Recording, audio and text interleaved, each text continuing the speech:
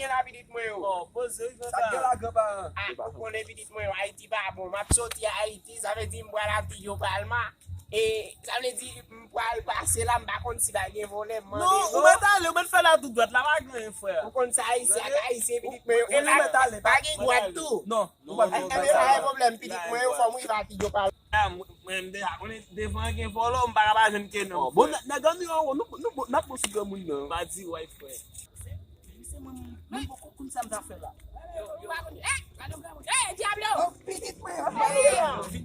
Aje la vidit mwen yo, sa pe na fini, se domen, na fini vidit mwen yo. Sa ke la vidit mwen yo. Se Haïtien bien, oui, monsieur Haïtien. Ben nou sak sou papa. Sa kayate ya.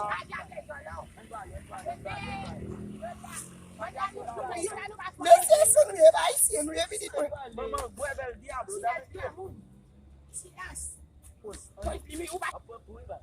Vidit mwen yo. Nou va nan pe bala. Se Haïtien ni ye Haïtien nou ye. Sak si mwen yo vidit mwen yo.